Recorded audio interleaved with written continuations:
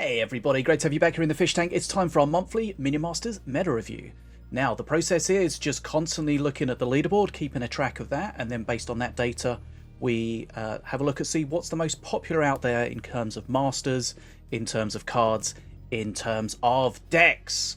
So we've got a lot to go through as always, and reminder, the information will, the slides, etc. that we use here will all be up on my website, badasthefish80.com, so go check that out if you wish to, and of course there'll be a link in the description to that. And a quick reminder, if you're new here, make sure you hit the subscribe button, and at the end of the video, if you do enjoy it, give it a thumbs up. Right, let's dive in and see what we can discover from this month's data. Right, let's start with the Master popularity. So this is Master popularity overall in the 3 ranked modes. You can see a bar for each of the Masters, and each bar has a section for 1v1 in yellow, 2v2 in red, and 2v2 pre-mades in blue. So straight away we can see the biggest bar, the most popular overall, is Morelia. Fairly closely followed by Milloween, and in third place Stormbringer. And then if we look at the smaller bars, we can see that Wrecked, very unplayed really, as well as sort of Ravager there as well. Now, if we consider what happened from this season compared to last season, we have pie charts. Now, on the left, 2.19 last season. On the right, 2.20 this season. So the yellow is Morelia, so we can still see that Morelia is the #1 Master of Choice overall, followed by Milloween, again, same as last season. Stormbringer's dropped off a bit. Mordor, actually opposite. Stormbringer's come up a bit. Mordor has dropped off. So the biggest increases we've seen overall from last season, Apep. Volko's gone up a little bit as well, but what has dropped off? Valorian's dropped off a lot, and that's off the back of the 2 nerfs that Valorian got in terms of his ult perks. Ult perk 1, the Holy Fire, and ult perk 2, the Fervent Warrior. Both of those got nerfed in the last patch. So Valorian dropped off the most, Mordor a little bit, as well as King Path. And Wrecked, still there, the lowest, even after it did get a buff in the last patch in terms of its Shadow Dance, the standard perk. Right, so that's Masters overall in the ranked modes, but let's break them down into the different ranked modes. So let's start off with solos. Again, last season we can see Valorian in the green was #1, Milloween #2, Diona 3. This season, Valorian, as we just said, dropped off a lot off the back of those 2 nerfs. So Milloween is, based on the play rate, the Master of Choice in solos, followed by Apep, followed by Morelia. Morelia's gone up a lot. It seemed like a lot of people stopped playing Valorian and started playing Morelia instead. And we can see the average mana cost hasn't really changed much. Remember, if you're new to the game, average mana cost sort of between 3.5 to 4.5, something like that, with a nice curve, will get you somewhere. Right, so Master popularity 1v1, Milloween, Apep, Morelia. Now let's have a look at randoms. So last season, Morelia, the yellow, was first, Milloween, the blue, second. They've switched around for this season in randoms. Milloween is the most played master in randoms based on our leaderboard deck data, 20.3%. And Milloween did see the biggest increase. We can see there Morelia still second, the yellow, but did have the biggest decrease, even ahead of Valorian. And again, the average mana cost hasn't really changed at all. So 2v2 randoms, Master of Choice, Milloween, followed by Morelia. And then we have a look at pre-mades. So last season, again, Morelia #1, Mordor, the light red, sort of pinkish one, was second, and Stormbringer third. This season, Morelia is still #1. Stormbringer's popped up to #2. Mordor's dropped off a bit, and Tronvir is the third choice in pre-mades. Pre-mades is something. The biggest increase was to Apep. You see the darkest blue there. Apep went up quite a lot. Tronvir also went up quite a lot. Mordor did drop off the most, then followed by Valorian. So pre-mades, Masters of Choice, Morelia, followed by Stormbringer. You can see the mana cost there is a little higher, the average mana cost in pre-mades, but you can get away with that in pre-mades depending on what you're playing with. Okay, so that's the end of the ranked modes. Let's have a look at the draft. Remember, draft is the mode where you get to build a deck sort of randomly from pre-choices each time. Last season, Apep was the Master of Choice, followed by Tronvir. This season, it's massively Morelia in first place. Nearly 25% of the draft leaderboard decks were Morelia, followed by Tronvir and Diona. So Morelia went up massively. Apep also, on the other side of the scale, dropped off massively. So draft master popularity, Morelia, followed by Tronvir. Right, let's start our look at the cards. Reminder, in Minion Masters, there's 4 rarities of cards. You've got common, you've got rare, you've got supreme, and you've got legendary. This is not a pay-to-win game. You don't need a deck full of legendaries. You can see here that all of the different modes, they have mostly common cards in their deck, mostly common and rare, and then some supremes and legendaries sort of sprinkled about in there. Right. Next up, faction. Oh, quick reminder, we go through a lot of data here really quickly, so if you need to pause it, revisit it, go to the badasfish80.com website to check out the slides for yourself. Please go ahead and do so. Overall factions, we have 9 different factions in the game, and we can see that Voidborn was the faction of choice last season, but it's been replaced this season by Scrat. Scrat, the lighter red, followed by Voidborn and a Curse. So Scrat went up quite a lot, and Empyrean went down quite a lot. Empyrean probably went down because Rystar got nerfed a little bit, and then Rystar got played a lot less, and generally if you play Rystar you play a lot of Empyrean cards, so him going down reduces Empyrean a lot. Right, next up is the factions based in the different modes. Again, we won't really go through this very quickly, but if you want to look at it you can there. But Voidborn was the most played faction in solos, Scrat and Scrat for randoms and pre-mates. Right, next up, wildcards. Remember, wildcards are duplicates, allowing you to play multiple copies of a card. You can play 3 copies of 1 card or 2 copies of 2 cards. And this slide reminds us that no wildcards in solos, no wildcards in pre-mates, and wildcards only available in randoms. You can see here that 72% of the decks in randoms on the leaderboard had no wildcards. That's gone down from 77% last season, so more people wildcarding. But what are they wildcarding? Let's have a look. So the most wildcarded card was the Heal Puff. Just a quick explanation about how these slides work, because we'll have a load of them. Each card here has a border colour. The border colour will be green if it went up rank from last season, red if it went down, white if it's a new card, we don't have any of those, and black if the rank stayed the same.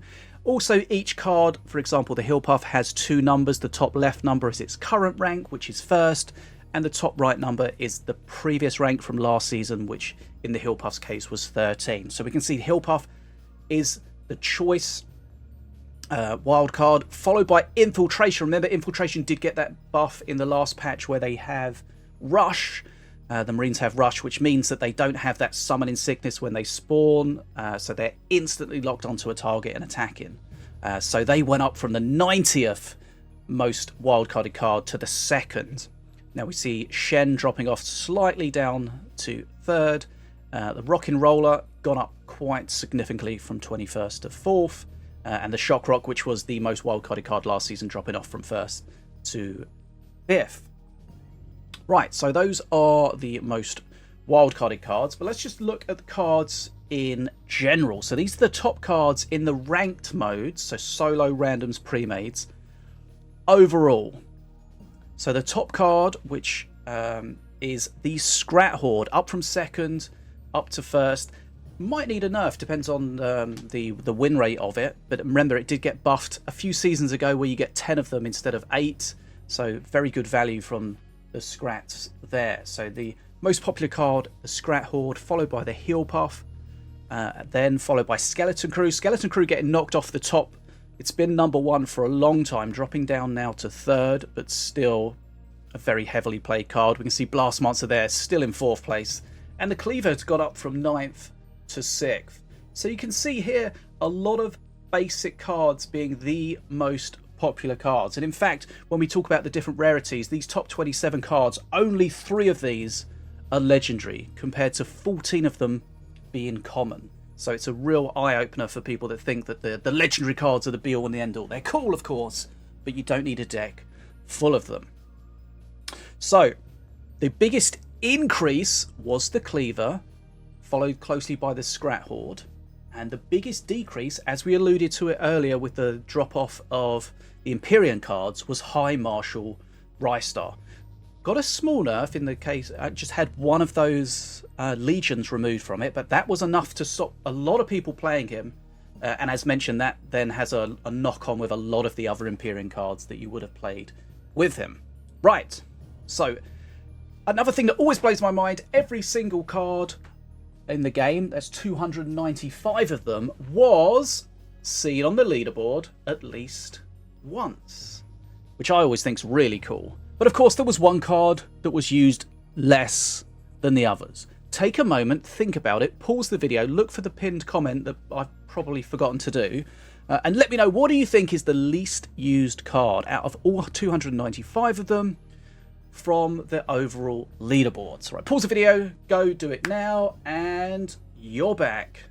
Okay, let's get a little bit more granular when it comes to the cards. So we're going to look at the top cards, non-spells, and then we'll look at the spells separately. Generally, if you're building a deck, you probably have those two different distinctions about what you want to include.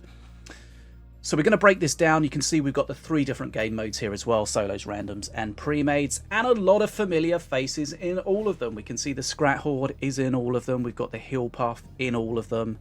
Swarmers, Skeleton Crew, just lots of cheap common cards. But of course, when we get to the 2v2, you start seeing things that the AoE really comes into its own, where you see the Blast Monster as the top non-spell card in both randoms and pre-mades. And then you have things like the Grenadier, the Reckonator, that are great at dealing with multiple units. Right, so those are the top non-spell cards.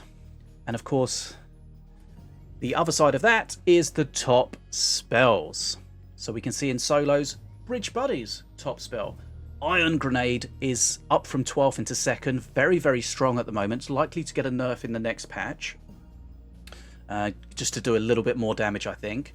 Beam of Doom. Interesting to see Beam of Doom as a top spell in solos. And that really just goes to show that there's some big heavy decks in solos that a Beam of Doom is really going to help you out dealing with it. And then of course, once we get into the randoms and the pre-mades, we start seeing more of these big AoE spells like the Magma Storm, the Beavalanche, and of course the Beam of Doom. So if you're looking for some spells for your decks, this is a great way to look at it. Magma Storm in randoms up from 4th to 1st. I've been using it a lot. I do feel it's very strong, and once you get used to it, it's very rare really to completely mess up and just not get the value. Because whilst there is the randomness to it, I think there's like, what's it, like 13 the fireballs in there, so you're most likely to hit what you want to hit. So overall, the spell of choice was Beavalanche, followed by Bridge Buddies, Beam of Doom, Arcane Barrage, and Chain Lightning. Right. So we spoke earlier about the different legendaries and the fact that you don't need a deck full of legendaries, but legendaries are cool, and most of the decks will have some legendaries in. And especially if you're new to the game and you're really wanting to craft some legendaries, this will give you a good idea of which legendaries are better than others, because not all legendaries are created equal. And of course, some legendaries are very deck specific, where you've got to build a deck around them, whereas others are very deck agnostic, where you can play whatever you want. So if we look at solos here, we can see Morgrul the Swarmer King was the top legendary, followed by Reckonator and Simulacrum. And then if we look in randoms, Reckonator, and the same with pre-made, still the legendary of choice. And we have the Veilstalker there in 2nd place in randoms, and Mardred as the 2nd place in pre-mades. So those are the legendaries split between the different modes. Overall, Reckonator was the legendary of choice, quite far ahead of the Morgrul, the Swarmer King, Veilstalker, Mardred, and Xiaolong as the 5th most played legendary. Right, now we're just going to take a quick look at draft. Remember, draft is where you're building the deck based on the random options that you get. You get 3 choices for a master and 3 choices for each card. So it's not as anywhere near like constructed, where you can build exactly what you want, but with enough data, hopefully we can see some kind of patterns. So these are the top non-spell draft cards. Shadow Whelp was the #1 choice, up from nowhere last season. It was 48th last season, up to 1st this season. Assassin, again, up from 42nd to 2nd. And Brothers of the Void, which was #1 last season, dropping off now down to 3rd. But then we see things like the Scrat Horde here in 4th, we've seen that in the constructed, how strong it is there. So this, if you're drafting, this is a great resource to keep near you. But remember, you do have to take into account the synergies of your deck as you're building them, not just which are the most popular cards. And one thing I always like to do is compare a card's performance, if you like, in draft compared to rank. There are some cards that are much better in one mode than the other. Why is that? Well, there's some cards, so let's take for example snipers, just as an example off my head. Generally in constructed mode, your opponent's going to have a cheap spell to deal with snipers, whereas in draft, that's not guaranteed. You know, based on just the law of averages, there are much fewer spells in the game compared to minions and buildings. So, you know, you're not so likely to see them when you're getting these random choices in draft. So which cards had a much better performance in draft than ranked? Storm Tamer, Shadow Whelp. Shadow Whelp's an interesting one. So if we compare this to solos, Shadow Whelp was the #1 card in draft and the number 213th in ranked. So basically it was unplayed in ranked and the #1 played in draft. Legionnaires were also quite heavily played in draft compared to ranked. Armored Scrats and Slithering Summons. And then the cards that were much lower played in ranked compared to draft, which means they were hardly ever seen in draft. So Slitherbound, Iron Grenade. Iron Grenade kind of makes sense because you need that deck synergy with the Outlander cards. Pincer of Dread, Boomer and Clear Skies were the 5 least ones there. Right, so those are the top draft non-spells and the top draft spells. We can see here Infiltration. We saw it was a very heavily wildcarded card. You can wildcard in draft if you get the options. But of course, you're not necessarily very likely to do that. But here we can see Infiltration is the #1, and it was #1 last season as well, even before it got that buff. Dragon Ball up from 14th to 2nd. Poison Strike up from 30th to 3rd. And of course, just the nature of draft, you do see some of these big changes in the sort of the meta, not based on anything other than just randomness almost. Because a lot of these cards that are changing massively, there's no reason for them to change. There's no buffs and nerfs, any balances that are affecting them in that way. Right, so those are the top spells in draft. Now, let's have a look at our top decks. So we're going to put the cards and the masters together. There's different ways we can look at the top decks. The way that we look at it here is that it's all based on the rank of the cards and the rank on the leaderboard, the position of the deck. So basically that information just gets crunched in, and then this tells us the quote-unquote top decks, and then these slides will have the top deck for each master. So the top one, based on this data set, we have this Tronvir deck. One thing we can't see from the leaderboard, which is a little frustrating, is the alt perks that the masters, the players, may be using. And maybe we'll look at that in a different video, but not all the alt perks are created equal. Some of them are much, much stronger based on the stats that we get than the default perk, but you know, conversely, some of them are much, much weaker. Okay, so of course Tronvir, nice cheap low end. We got the Arcane Bolt to deal with some awkward stuff. Bear Avalanche, we saw how popular that was as a spell, and then we got the Assassin, Whirly Scrat, Defenso Chopper. Next up we have Diona, we got Jezra, the Void Mother. She's proving very strong, doesn't have too many weaknesses. Remember, the way she attacks is almost like a giant Whirly Scrat, especially when she's got Spirit, Rage, and she's healing herself from the Frostfang Familiar in some of the decks. She can prove very difficult to deal with. Siegebreaker's performing very well out there. ATG Drone, of course, if you don't have that good anti-air. And a lot of these decks try to just have a big chunk of stuff and put it together, and then just hope that your opponent doesn't have a Beam of Doom. And remember, we saw a Beam of Doom being quite a popular spell when we looked at the spells in solos. Right, third place, we've got a Volko deck here. We've got the Iron Grenade, which will be this. Of course, we've got some Outlander cards in there that are powering that up. We've got the Frostfang Familiar, which did get buffed, and it seems like it might be too strong. Because remember now, the way the Frostfang Familiar works is every time it hugs one of your units, it gives it Spirit. So 3 mana to give something Spirit, to do the freeze, and to give it the self-healing is good value. But of course you can then recycle that over and over again, which you can get a lot of value from that. Right, then we have an APEP deck. Nice cheap APEP deck. We've got Simulacrum with plenty of Outlander cards in there as well, with the Iron Grenade. So they are the tech consumers. Then we have the Milloween.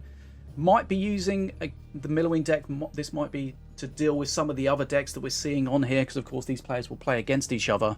So the Beam of Doom will definitely be very helpful there. Right, onto the second page, we see our top Wrecked deck. Again, we're seeing quite a few Beam of Dooms here. Ratbow, lots of cheap cards. I don't know what perk that Ratbow is going to be using. Quite possibly the Daka with the Scrat Horde in there. Right, next up we have a Stormbringer. This is definitely going to be using the default Stormbringer perk with lots of ranged minions. And the Future Present to try to get that overall value the longer the game goes on.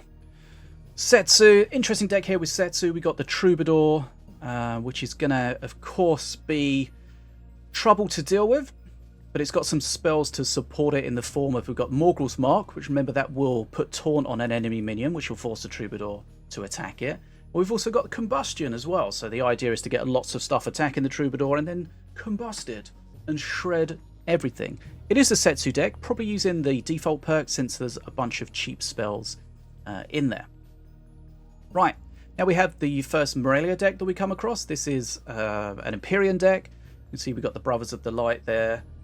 We've got 4, or 5 in fact. No, sorry, we've got 4 spells of 4 mana or more, so you can reduce the cost of them from Morelia's spellbook. I think from seeing the stats, her alt perk 1, if you're getting the spell reduction, if your deck is set up to get that, I think that might be the best perk for her.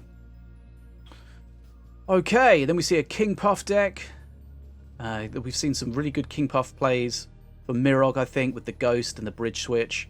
Either you have something to deal with the Ghost or you don't, and if you don't, then you're just going to lose something every cycle. Right, next up, Valorian. And then we have a Mordar deck comprising of spirits and heals and stuns, and some hopefully good revives. And then finally we have a Ravager deck, aggro Ravager, of course. Okay, so those are the top solo decks. If you're looking for something good to play, that should be a good starting point for you. Right, next up, randoms. So the top deck here, based on our data set, is Morelia. This is the one I've been playing this season. Handles most things pretty well.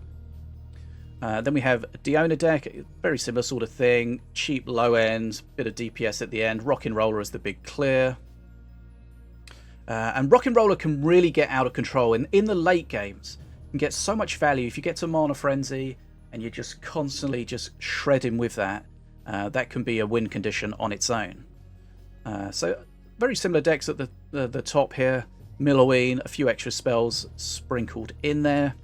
Then we have Wrecked with a Demon Warrior and Ankahesh to deal with the big stuff. Next up we have a Mordar deck. A few little things in there which might be bad to revive. If you play the Mordar deck correctly with the alt perk, then you should get some good reses. But of course, remember, with the standard perk, but of course you do also have the alt perk, where you can revive the opponent's minions. So potentially could be using that, but there's only a few bad reses in there.